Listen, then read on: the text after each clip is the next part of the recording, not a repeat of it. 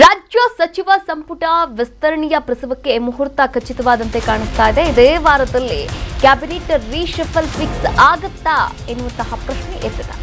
ನೋಡಿ, ಸಂಪುಟ ವಿಸ್ತರಣೆ ಪ್ರಸವಕ್ಕೆ ಮುಹೂರ್ತ ಖಚಿತವಾದಂತೆ ಕಾಣಿಸ್ತಾ ಇದೆ. ಇದೇ ವಾರದಲ್ಲಿ ಕ್ಯಾಬಿನೆಟ್ ರೀಶಫಲ್ ಫಿಕ್ಸ್ ಎನ್ನಲಾಗ್ತಾ ಇದೆ. ಹೈಕಮಾಂಡ್ ಜೊತೆ ಡಿಸ್ಕಸ್ ಮಾಡಿ ಲಿಸ್ಟ್ ಫೈನಲ್ ಮಾಡಿದ್ದಾರಂತೆ. ಈ ವಾರವೇ ದೆಹಲಿಗೆ ಪ್ರಯಾಣ ಕೂಡ ಮಾಡಲಿದ್ದಾರೆ ಸಿಎಂ ಡಿಕೆ ಶಿವಕುಮಾರ್ ಅವರು. ರಾಜ್ಯ ಸಚಿವ ಸಂಪುಟ ವಿಸ್ತರಣೆಯ ಯಾವಾಗುತ್ತೆ, ಯಾರೆಲ್ಲ ಈ ಸಚಿವ ಸಂಪುಟಕ್ಕೆ ಸೇರ್ಪಡೆಯಾಗ್ತಾರೆ?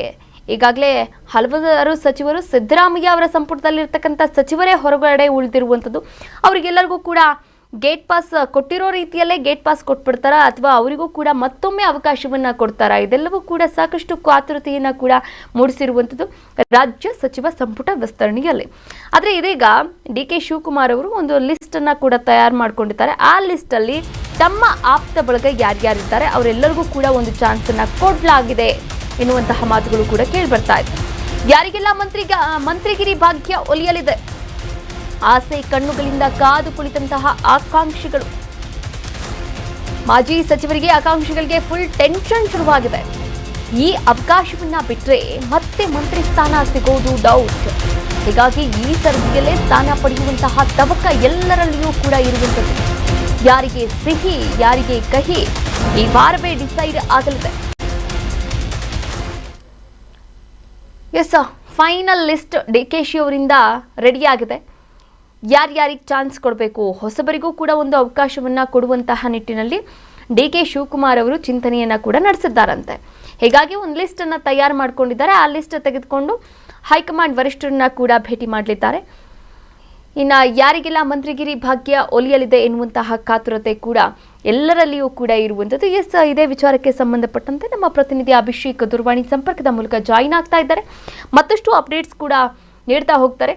ಎಸ್ ಅಭಿಷೇಕ್, ನೋಡಿ, ಮಾಜಿ ಸಚಿವರಾಗಿರ್ಬೋದು, ಆಕಾಂಕ್ಷಿಗಳಾಗಿರ್ಬೋದು, ಎಲ್ಲ ಫುಲ್ ಟೆನ್ಷನ್ ಆಗಿಬಿಟ್ಟಿದ್ದಾರೆ. ಯಾರಿಗೆ ಸಿಗಬಹುದು, ಯಾರಿಗೆ ಬಿಡಬಹುದು. ಅದರಲ್ಲೂ ಕೂಡ ಡಿ ಕೆ ಶಿ ಅವರ ಈ ಫೈನಲ್ ಲಿಸ್ಟ್ನಲ್ಲಿ ಯಾರೆಲ್ಲ ಚಾನ್ಸ್ ಪಡೆದುಕೊಳ್ಬಹುದು? ಅಭಿಷೇಕ್.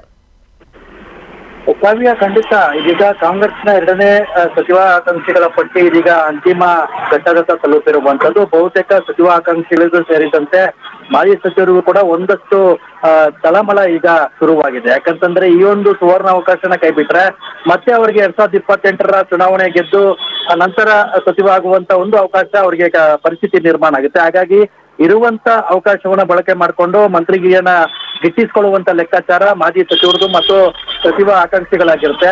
ಆದ್ರೆ ಸಿಎಂ ಡಿ ಕೆ ಶಿವಕುಮಾರ್ ಈಗಾಗಲೇ ಒಂದು ಪಟ್ಟಿಯನ್ನ ರೆಡಿ ಮಾಡ್ಕೊಂಡಿದ್ದಾರೆ. ಅದನ್ನ ಇದೇ ವಾರದಲ್ಲಿ ದೆಹಲಿಗೆ ತೆರಳಿ ಹೈಕಮಾಂಡ್ ನಾಯಕರನ್ನ ಮುಂದೆ ಇರ್ತಾರೆ.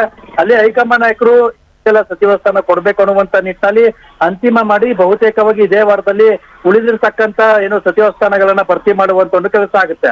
ಈ ಹಿಂದೆ ಹೈಕಮಾಂಡ್ ನಾಯಕರು ಬಹಳ ಸ್ಪಷ್ಟವಾಗಿ ಡಿ ಕೆ ಶಿವಕುಮಾರ್ ಅವರಿಗೆ ಸೂಚನೆಯನ್ನ ಕೊಟ್ಟಿದ್ರು. ಪಕ್ಷದಲ್ಲಿ ಆಡ್ತಿರ್ತಕ್ಕಂತ ಕೆಲವೊಂದಷ್ಟು ಬೆಳವಣಿಗೆ ಬಗ್ಗೆ ಎಚ್ಚರ ವಹಿಸಿ ಅದರಲ್ಲೂ ಕೂಡ ದಿನಕ್ಕೆ ಸಚಿವ ಆಕಾಂಕ್ಷಿಗಳ ಒಂದು ಪಟ್ಟಿ ಬೆಳೀತಾನೆ ಹೋಗ್ತಿದೆ. ಇದರಿಂದ ಪಕ್ಷದ ಒಂದು ಬೆಳವಣಿಗೆ ಮೇಲೆ ಕೂಡ ಅಹಿತಕರ ಒಂದು ಪರಿಣಾಮ ಬೀಳುತ್ತೆ. ಹೀಗಾಗಿ ಅದ್ರ ಬಗ್ಗೆ ಮುತುವರ್ಜಿ ವಹಿಸಿ ಅಂತ ಒಂದು ಸೂಚನೆಯನ್ನ ಕೊಟ್ಟಿದ್ರು. ಆದ್ರೆ ಯಾವಾಗ ಹೈಕಮಾಂಡ್ ನಾಯಕರು ಈ ಒಂದು ವಿಚಾರದಲ್ಲಿ ಮಧ್ಯಪ್ರವೇಶ ಮಾಡಿದ್ರು, ಅಲ್ಲಿ ಆಕಾಂಕ್ಷಿಗಳ ಒಂದು ಲಾಬಿ ಕೂಡ ಒಂದು ಮಟ್ಟಿಗೆ ತಣ್ಣಗಾಯ್ತು. ಆದ್ರೆ ದಿನಗಳಿಂದ ಕಳೆದೇ ಹೋದಂತೆ ಇದೀಗ ದೆಹಲಿಯತ್ತ ಎಲ್ಲರೂ ಒಂದು ಕಣ್ಣು ಹಾಕಿರುವಂತದ್ದು. ಬಹುತೇಕ ಮಾಜಿ ಸಚಿವರು ಕೂಡ ಈ ಬಾರಿ ನನಗೆ ಸಚಿವ ಸ್ಥಾನ ಸಿಗುತ್ತೆ ಅನ್ನುವಂತ ಒಂದು ವಿಶ್ವಾಸದಲ್ಲಿದ್ದಾರೆ. ಆದ್ರೆ ಡಿ ಕೆ ಶಿವಕುಮಾರ್ ಯಾರಿಗೆ ಲೆಕ್ಕಾಚಾರ ಹಾಕಿ ಯಾರಿಗೆ ಮಂತ್ರಿ ಸ್ಥಾನವನ್ನ ಕೊಡ್ತಾರೆ, ಯಾರನ್ನ ಕೈ ಬಿಡ್ತಾರೆ, ತಮ್ಮ ಒಂದು ಸಂಪುಟದಲ್ಲಿ ಯಾರಿಗೆಲ್ಲ ಯುವಕರಿಗೆ ಅವಕಾಶ ಕೊಡ್ತಾರೆ ಅಂತ ಕೂಡ ಕಾದು ನೋಡ್ಬೇಕಾಗುತ್ತೆ. ಹಾಗಾಗಿ ಬಹುತೇಕವಾಗಿ 1ನೇ ತಾರೀಕು ಅಥವಾ 2ನೇ ತಾರೀಕು ದೆಹಲಿಗೆ ಹೋಗ್ತಾರೆ. ದೆಹಲಿಗೆ ಹೋದಂತ ಸಂದರ್ಭದಲ್ಲಿ ಅಲ್ಲಿ ಬಹುತೇಕವಾಗಿ ಎಲ್ಲವೂ ಕೂಡ ಫೈನಲ್ ಆಗುತ್ತೆ. ಕಾವ್ಯ, ಥ್ಯಾಂಕ್ ಯು ಅಭಿಷೇಕ್, ತಮ್ಮೆಲ್ಲ ಡೀಟೇಲ್ಸ್ಗಾಗಿ ಧನ್ಯವಾದಗಳು. ಕರ್ನಾಟಕ ನ್ಯೂಸ್ ಬೀಟ್ ಫಾಲೋ ಮಾಡಿ, ಸಬ್ಸ್ಕ್ರೈಬ್ ಮಾಡಿ.